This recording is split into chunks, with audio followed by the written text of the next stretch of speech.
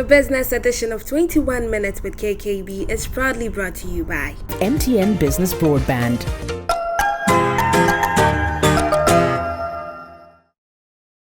First National Bank, Bank of the Changeables. Hello and welcome to today's edition of 21 Minutes with KKB, the business edition. My name is Kwabna Chenchehinibuati. Today I'm very, very excited coming your way because I have a certain gentleman next to me and his story, it will surprise you. It will touch you in a lot of ways than you can even imagine. Here is a gentleman who happened to go through school, get the best of education, but for some strange reason, after securing a job at a bank, decides that no, I want to quit the corporate world and go into farming. A rather interesting tale, right? Yeah. Well, I have more with the Chief Executive Officer of Asili Coffee and Purveyors Limited, John Francois, after this break.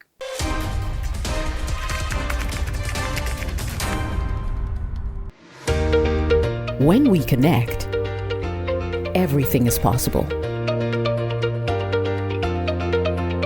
Whatever seems unreachable becomes even closer. Building partnerships, redefining the norms. Because when we connect, being there becomes possible, and new ideas come to life. Stay ahead and stay connected with MTN Business Broadband. Superior internet solutions that drive your dreams. Sign up today on broadband.mtn.com.gh or call or WhatsApp 0244 308 111.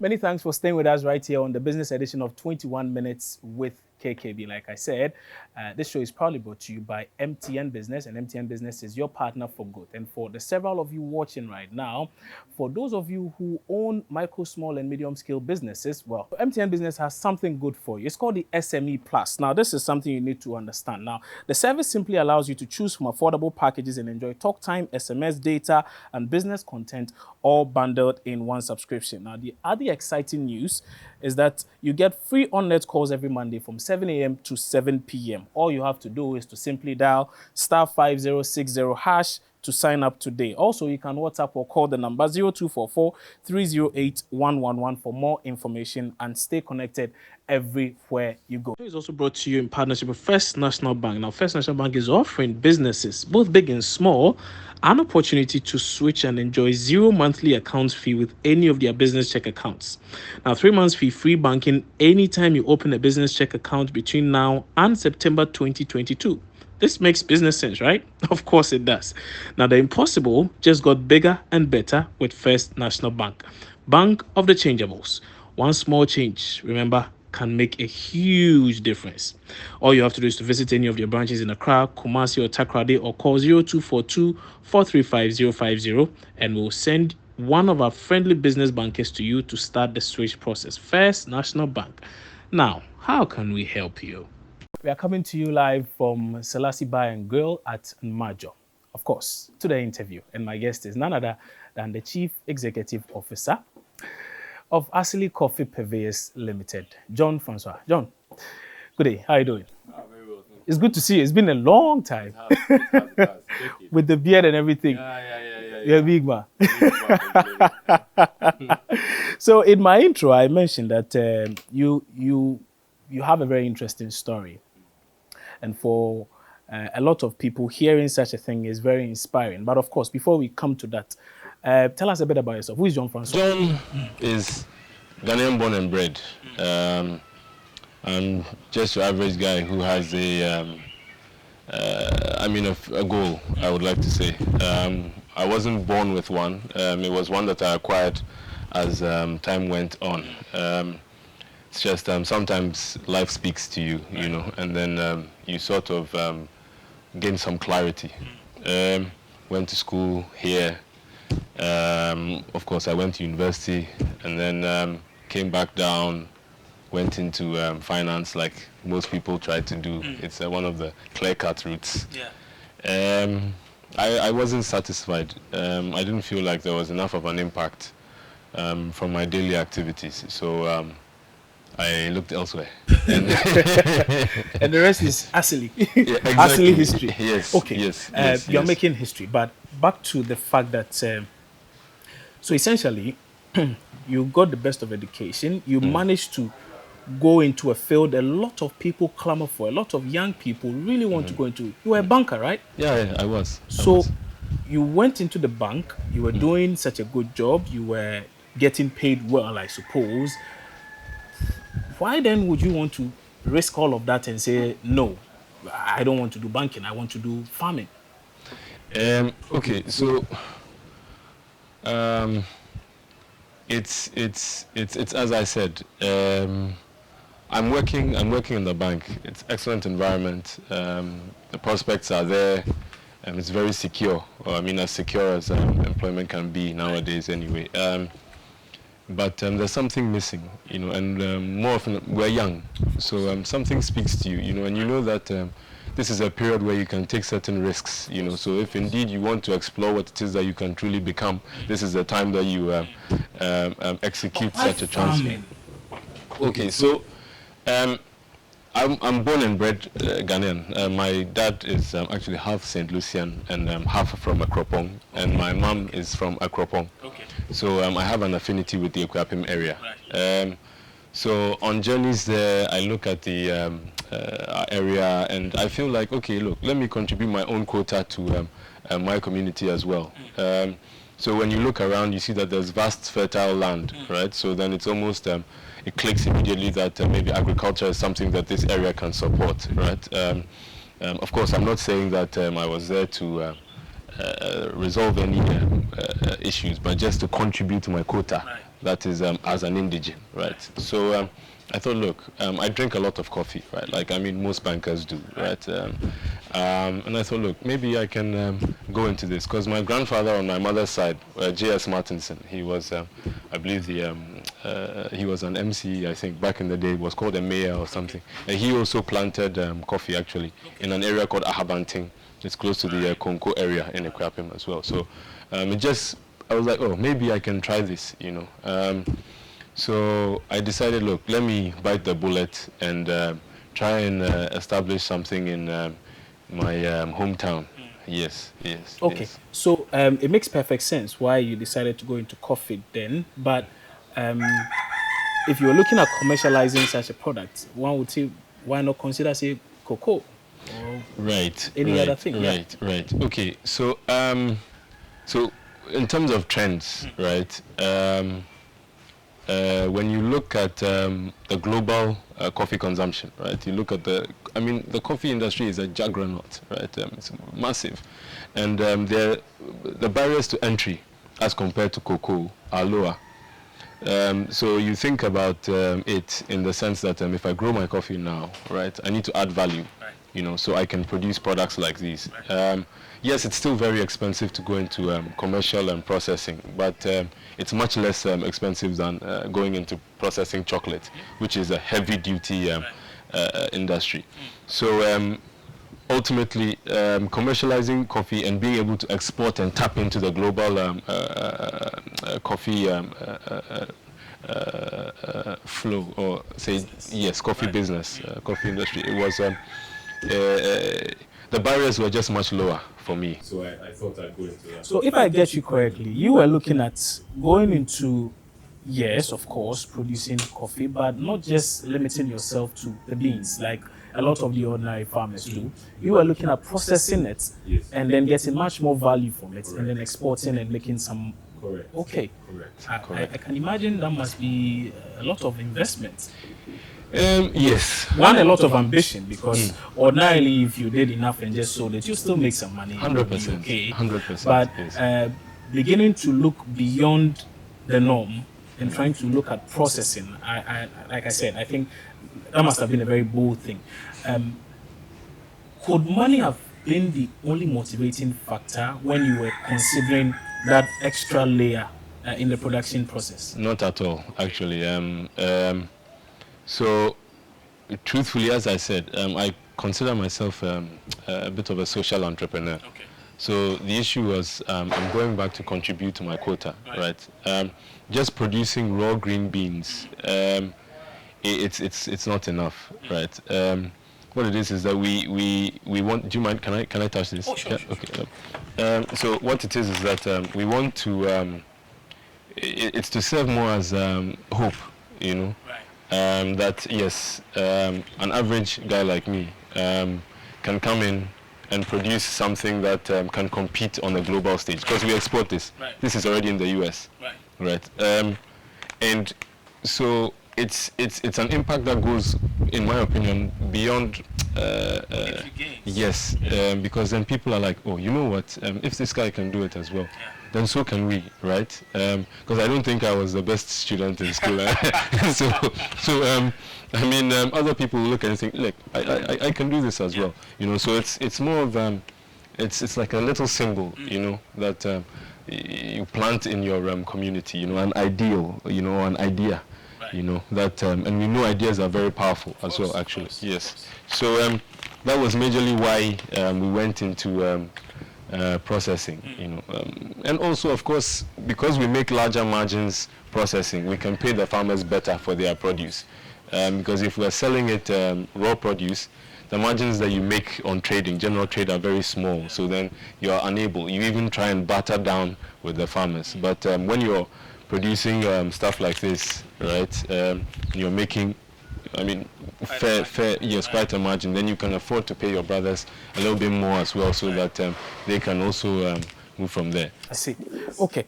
You're still watching the business edition of 21 Minutes with KKB. We're taking a break now. When we come back, we delve into the Asili story. He'll take us through why that name even, Asili. What does it even mean? I don't know. But for you coffee lovers also, if you haven't seen this in a shop nearby, I think you should find a way to find some, because it's amazing. I'm going to try one on set, and I think you should too if you have one close to you. But that'll be after this break. When we connect, everything is possible. Whatever seems unreachable becomes even closer. Building partnerships. Redefining the norms. Because when we connect, being there becomes possible. And new ideas come to life. Stay ahead and stay connected with MTN Business Broadband. Superior internet solutions that drive your dreams. Sign up today on broadband.mtn.com.gh or call or WhatsApp 0244 308 111.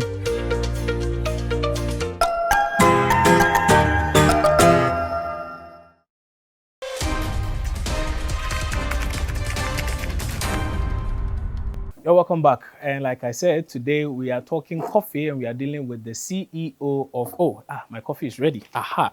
So the CEO of Asili Coffee, John Francois, is the gentleman today we are speaking to. Today he's managed to bring us some of the samples so that we can try out and get to tell that story, the Asili story. And I'm sure it's a story not many of you are very familiar with. So this is a very good opportunity for you to get to know much more about it. So while he answers that question, I'll be taking a sip.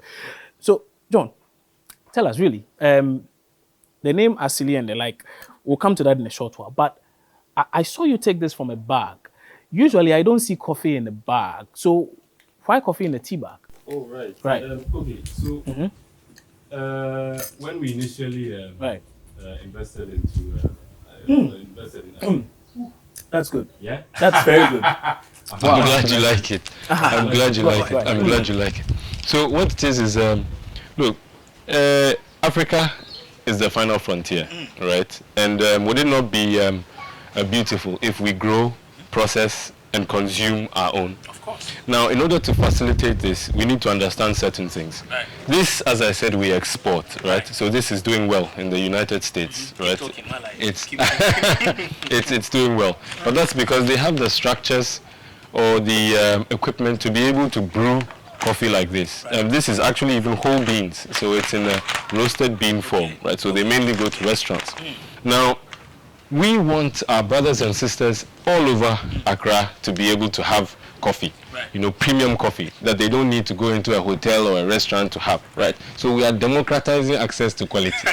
You see, and in order to achieve this, what we've done is we simply ground the coffee into a powdered form, and then we use a filter bag, which is in your cup, right? So that way, what it is that we get the exact dose that you need, and you don't need any machine to prepare it. As they say, all you need is hot water. All you need is Yohianis we share. No, but this is really good. This is really good. Okay, now tell us about Asili. Why the name Asili? Okay, so Asili actually has it's a root word. It has a lot of meanings in different languages. I believe Asili in Swahili means origin or native, right? Asil in Arabic means authentic, or again original. I learned in Urdu as well. It means indigenous.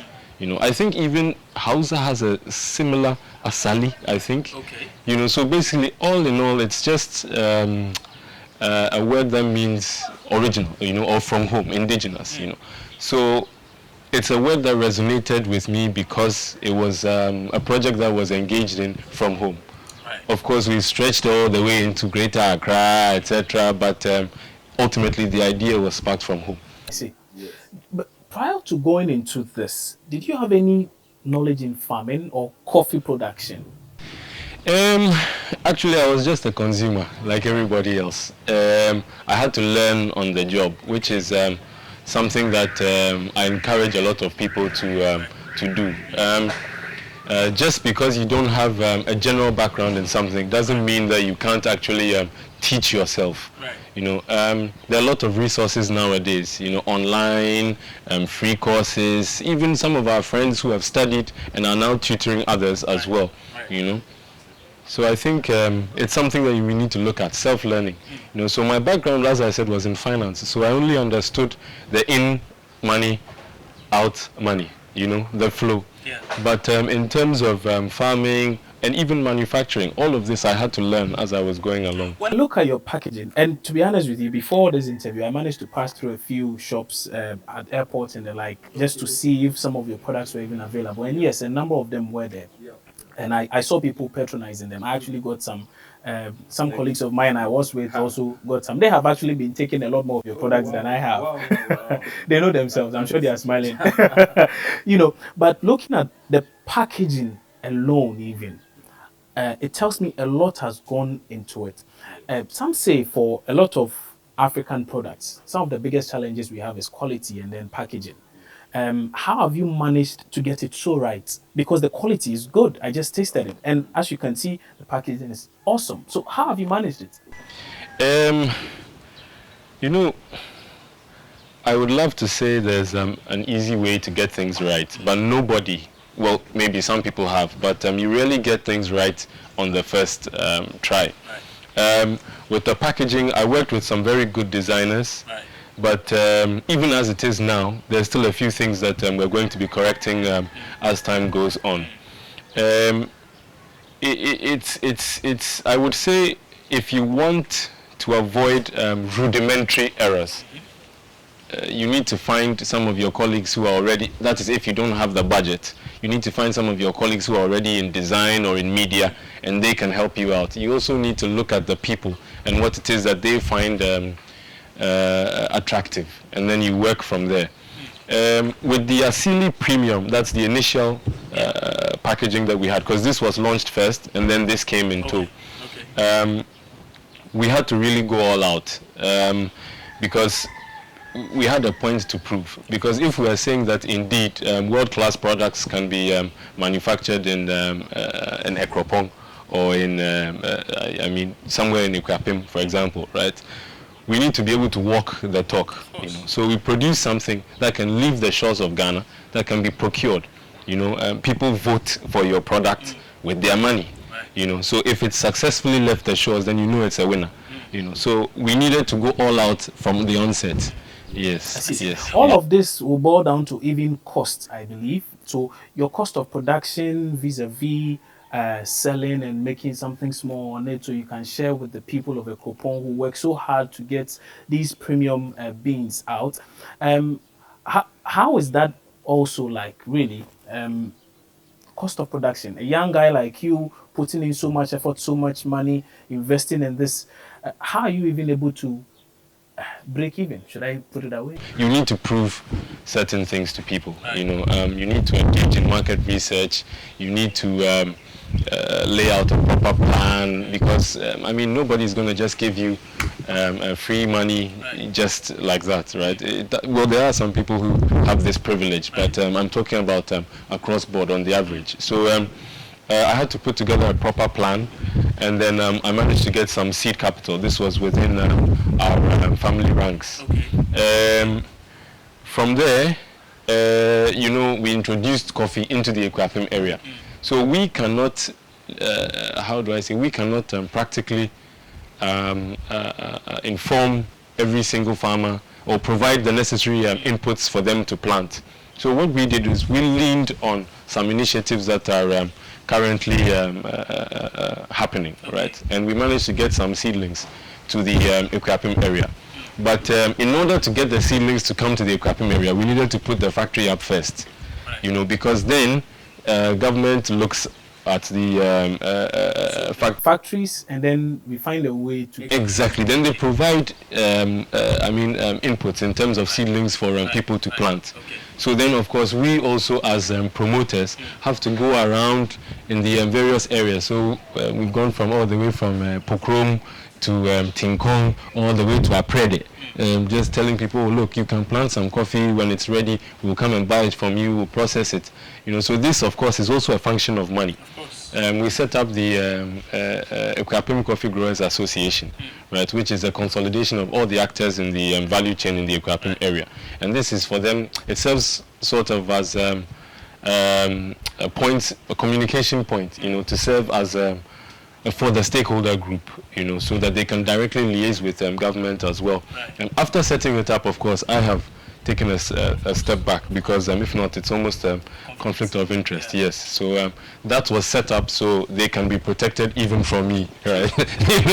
So yes, because Honamifi, you know, I'm from there. So if I mess up there, I have nowhere to run. That's true. You know, so certain checks and balances must always be in place.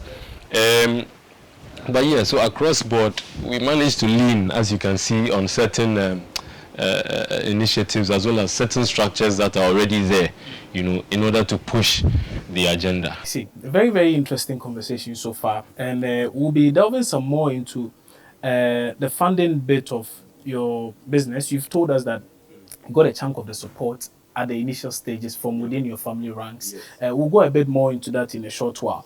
But you're still watching the business edition of 21 Minutes with KKB. Here with the Chief Executive Officer of Achimota Coffee Purveyors Limited, John Francois. He's done some very nice coffee for me. So while I take some more sips here, you should also perhaps grab a cup of coffee and take a few sips. And join us in a short while, because when we return, he will tell us how he managed to convince a former president of the land to visit his facility. Stay with us.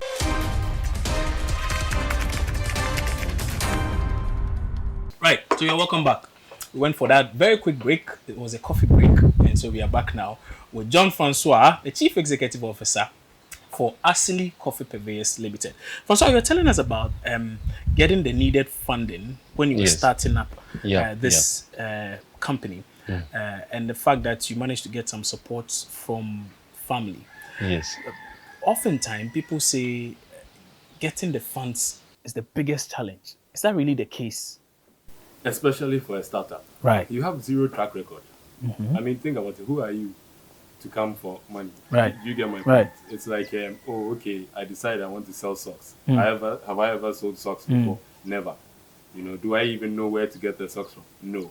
And yet you want someone to believe in you. Exactly. And give you so much. A gamble. Right. It's a gamble. It's not even an investment. It's a gamble. Right. So at the startup stage, there's always that issue, which is why it's advisable for you to at least start something bootstrap. You know, so if you are working, you can do it on So how did you start yours? So if I tell you that this was actually in one room, you'd be surprised. It's garage. I see. Yeah. So literally in one room with one grinder, one sealer. That's it. And this. Yeah, and packaging. That's literally how we started. I see. Since you scaled up a bit, have you gotten some more support? I have. Okay. I have. Tell us I about have. that process also. Okay. So actually, I will let you know. This was key. It's called the OCIF. Okay. That's the Orange Corners Initiative Fund. It's pushed by the Kingdom of the Netherlands in Ghana, right? And they're looking for young entrepreneurs who are at, seed to early stage, I believe, or early stage. I think I'll need to clarify that. Okay. But they're looking to support people who can, who have good ideas, and it's good. So they were key for me because. Initially, after introducing this and realizing the shortcomings in terms of our people, that's Africans actually consuming what it is that we produce, or as we say on our box, every African drinking African coffee. I believe it's yes, every African drinking African coffee. But the problem is, not every African has a coffee machine or a coffee brewer, right? That's a good one. But because we had spoken about presidents and former presidents and the like and I had promised our viewers that we were going to find out from him how he managed to get a former president on his side, some way, somehow. Former President John Agyekum Kufuor seems to be a big fan of yours. How so? How is that the case? Okay, so His Excellency is... someone who a lot of people don't know, but he has a relatively open door policy. Yes. He's someone you can go to for mentorship. He loves when the younger generation are attempting to do things, So he's someone that when I was thinking about going into something like this, because as I've just explained to you, we have stakeholders who are public institutions, foreign diplomatic institutions, etc. So knowing this, it's a no-brainer that you go to someone who has such vast experience, and people like this, a few sentences here and there cuts 5 to 10 years off your learning curve, because you tap into that experience. So for that, I went humbly to request that I've managed to execute what it was that I wanted to. So if he would grace us with his presence, which he thankfully did. I see. That's very commendable. So aside everything, you found it necessary to find someone who had the requisite experience to sort of mentor you. Is that the case?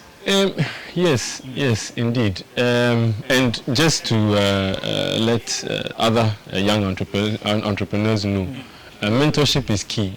You need to speak with people who have experience in certain sectors. It can be anybody. It can be your father, it can be your mother, it can be your uncle, your brother, your sister. It could be me. It could be Chen, of course. Look, anyone who is looking to go into journalism, look for this man. So it's like you're building an ecosystem. Where free information. I'm borrowing this term from a good friend of mine. Where free information flows, and effectively what happens is that people are able to develop more rapidly. Because effectively they're sharing one experience pool and cutting out certain marginal errors that would have delayed maybe certain results by years. So it's necessary. I advise it. I see. So that's one advice you've given. What kind of advice would you add to that for anyone seeking to go into any of these? In fact, for anyone seeking to do something as bold as what you did, quit your job and go into something like this, what would be your advice in addition to what you already said?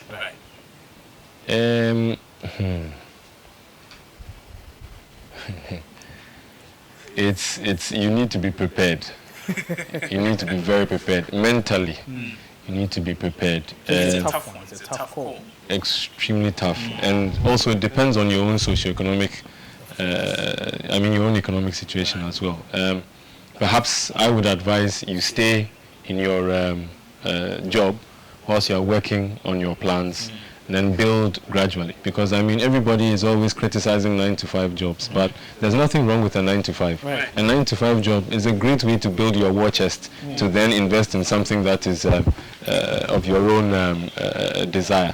You know, so maybe you can keep working in your 9-to-5 and then building gradually, so that there's the necessary cash flow to serve as upkeep for yourself and for your family. I would then advise that you will get to a tipping point where it's basically like a Y junction. Now, if you stick to your 9-to-5, there's an opportunity cost, because you can use that time to build your business. Now, this Y junction usually occurs when there's your business is also maybe about 50 to 60% of your monthly salary. Your business can cover this. So that's where maybe you need to, well, this is my opinion, of course. Nobody can take this as Bible. You take the leap. So you essentially have to decide when you get to that point. Yes, but The decision is difficult also because your standard of living will have to be reduced drastically, you know, and then you will need support from others as well. And so that's more in terms of financial planning. It's very necessary. In terms of mental, you need to psych yourself up for a while, because the problem with not just innovation or even just striking out on your own is that usually humans are communal. You know, we need positive feedback from our loved ones, etc., to reassure us that we're on the right paths in life, etc. You need to break that. You know, basically opinions, water off a duck's back, because the moment you're rattled internally by external shocks, right? It may be over before you even begin.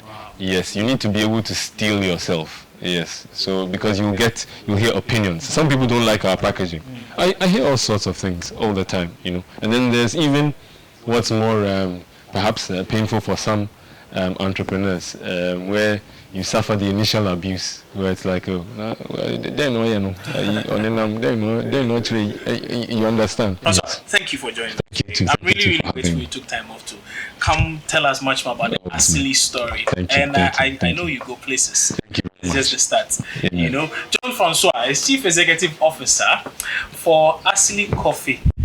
In fact, you did hear you say quite a lot about the brand, and like I said, I've tried it. It's fantastic. You would want to really try it if you haven't. Today, we managed to bring you this shoot from Selassie Bar and Grill at Majo at Ashani Butche. Again, if you want some amazing meals, you should definitely come through one of these days at Selassie Bar and Grill. They have some amazing meals. You would really enjoy it, and they have a very serene atmosphere, and you would love every bit of it. Of course, the show was proudly brought to you by MTN Business, and MTN Business, as you already know, is your partner for growth. And so there's good news for small to medium scale business owners. Now with SME Plus, what you get is that you're able to manage all your operational costs in communication. The service is very simple. And what it does is it allows you to choose from affordable packages and enjoy talk time, SMS, data, and business content all bundled in one subscription. The other exciting news is that you get free on-net calls. So, Francois here can call his coffee makers or producers or farmers. He can call them from 7 a.m. to 7 p.m. every Monday for free. He doesn't have to pay at night. So if I were you, I'll push all of that, all our conference calls, one Monday, 7 a.m. to 7 p.m. Once you're on MTN Business, the SME Plus. I'm signing up. Right? So just do that and you are good to go. The other thing you can do if you think it's such a cumbersome process is just dial star 5060 hash today and you are set to go. You can WhatsApp or call 0244 308 111 for more information and stay connected everywhere you go. It is also brought to you in partnership with First National Bank. Now, First National Bank is offering businesses, both big and small, an opportunity to switch and enjoy 0 monthly account fee with any of their business check accounts. Now, 3 months fee free banking anytime you open a business check account between now and September 2022. This makes business sense, right? Of course it does. Now, the impossible just got bigger and better with First National Bank. Bank of the changeables. One small change, remember, can make a huge difference. All you have to do is to visit any of your branches in Accra, Kumasi, or Takoradi, or call 0242 435 050 and we'll send one of our friendly business bankers to you to start the switch process. First National Bank. Now, how can we help you? My name is Kwabna Chenteni Boate. Thank you so much for watching. I'll see you soon again, hopefully with another guest you're expecting.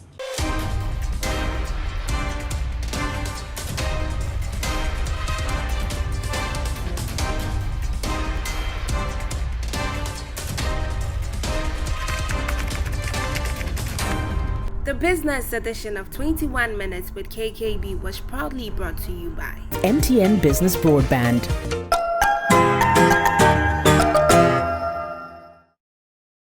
First National Bank, Bank of the Change.